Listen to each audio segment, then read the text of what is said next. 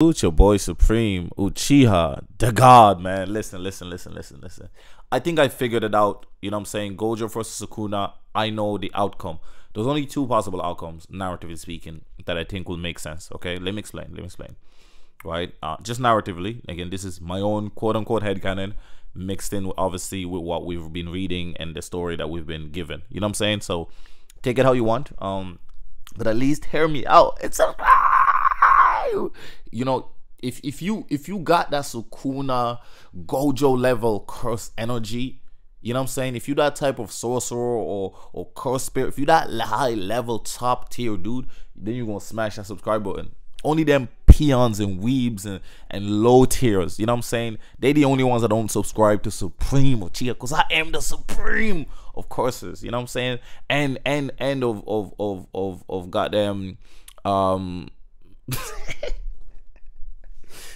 and of course sorcerers supreme sorcerer. Yeah. Listen, I have a slight speech impediment, right? Doesn't mean because I'm the Supreme I can't have some kind of flaw. Anyways, so Gojo versus Sukuna. So I think it'll be a draw, stalemate.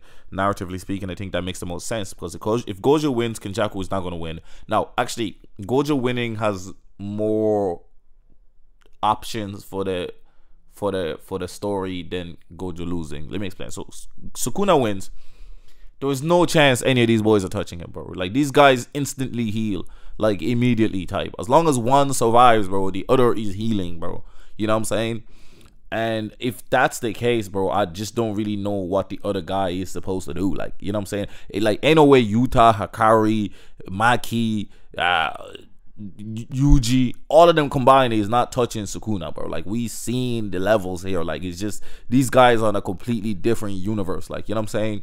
Gojo without his limitless is out here tanking malevolent shrine like it's nothing, bro. Like, he eating that shit and dishing out some fucking goods, bro, while he's at it. Like it's just, he's like a walk in the park, bro. My boy was getting slashed up and he goes, I'm glad, bro. My curse technique way better than this bum's curse technique, bro. I was like, holy, ain't no way this man is getting sliced up and he's still chatting shit, boy. I love it, bro. I love it. See, everybody thought he was like shot when he got sliced. To me, he was like, oh damn, bro, I actually really gotta use reverse curse technique on this bum ass, bro. Like, oh my god. Now this fight is sensational, bro. I'm loving this, bro. But listen, so narratively speaking, I think Sukuna winning, the main cast would have to like have an almighty ass pull in order to win, and obviously we don't want that.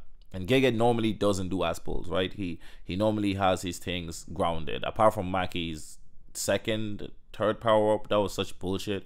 The sumo guy just popping into existence to literally teach her exactly what she needed to learn was such bullshit. She should have just figured that shit out herself. That would have been way better. But that's about the only major thing that I can think of right now off the top. Like, yo, that was like fluffy writing right there. So I think Sukuna winning equals the bad guys win, which is fine. I think narratively speaking, that's fine.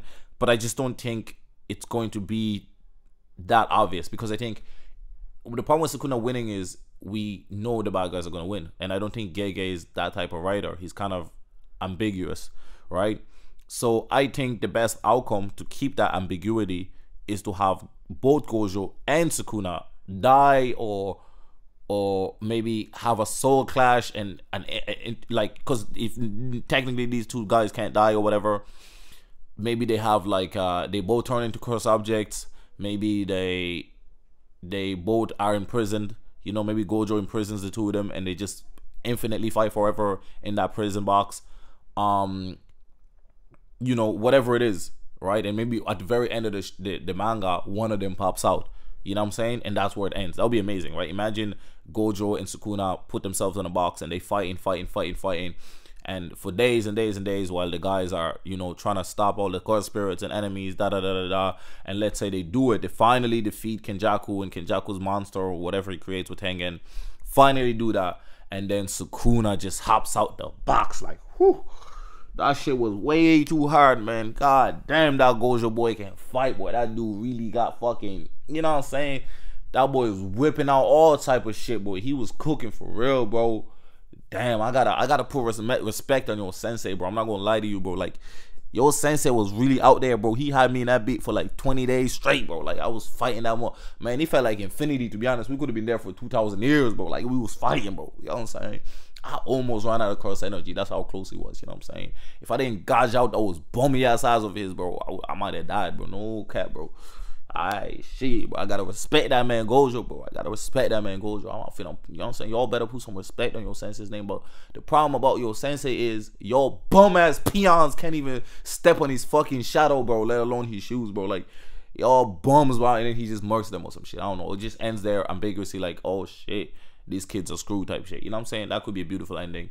Or it could be Gojo comes out and he sees that his students are all dead and he stops the monster. Or Gojo comes out and he and his students have won, but a lot of casualties, and he's like, I wasn't here again. You know what I'm saying? And it's almost like Gojo's existence is like a failure, because although he always wins, eventually he keeps getting trapped and pushed away, and he always misses saving the people he cares about the most. You know what I'm saying?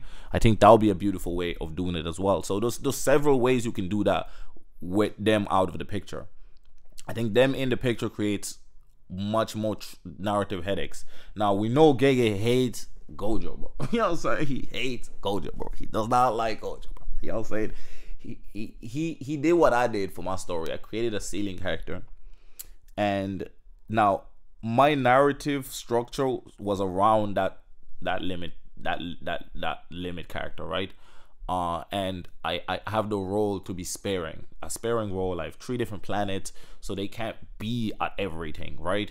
And there's no like faster than light travel. There's teleportation and stuff, but it's not like a widely known ability. It's hard to like get to place from place to place. So my limit character is like has limits. You know what I'm saying? Within the world, they're just spectacularly better than pretty much everybody, right? But I set up, you know, rules and regulations of the world that can be broken, but it's tedious to break, right? And when you break those, it takes effort. So they can't just instantly show up anywhere type shit. But Gojo can instantly show up anywhere. You know what I mean? So you gotta kick that motherfucker out of the story. That's why he had to be locked away in a box during the calling games. So there's no calling games. He just smacks Kenjaku. He smacks all the curses. He smacks everybody, and everybody goes home, and that's it. You know what I'm saying? Even if the calling game starts, he wipes out everybody, wipes out Kenjaku, forces the fucking thing to end the calling game. Game over. You know what I'm saying? So and again, the calling game stops if Kenjaku and Sukuna die, right? Okay, or Megumi and Geto die. You know what I'm saying? Because again, the body and soul are one, so that game doesn't really see the difference between them, like that. So, yeah, I think, excuse me, I think that's like a possibility. I think that, you know, a draw probably makes the most sense. That's kind of my reasoning behind it, because narratively speaking, I think there's too many ways the story could go wrong if they didn't draw. You know what I'm saying? Like, how the hell are these bums, not bums though, they're amazing, but how are they supposed to defeat Sukuna, bro? They can't even understand how Sukuna and Gojo are doing what they're doing. Like, they fucking flabbergasted and baffled. You know what I'm saying? Kusakabe is a genius and he don't even fucking get it, bro. He like, I get it, but I don't know how the fuck they doing it.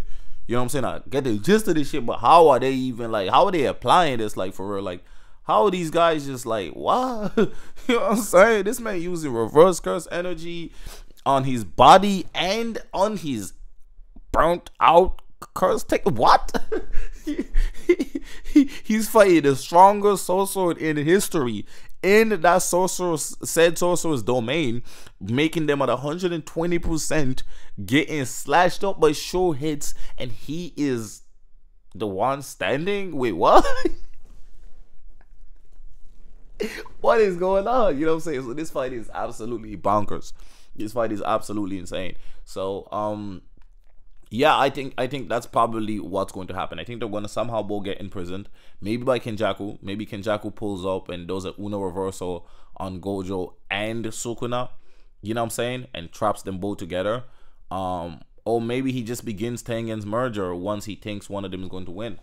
But yeah, I think the story is definitely coming to a conclusion. But I think what I like about Jujutsu Kaisen is it's one of those rare mangas where it's really hard to predict the ending of. Right? It's like Attack on Titan. Before, obviously, people read the ending. It was so hard to predict the ending because so many things could happen. Right?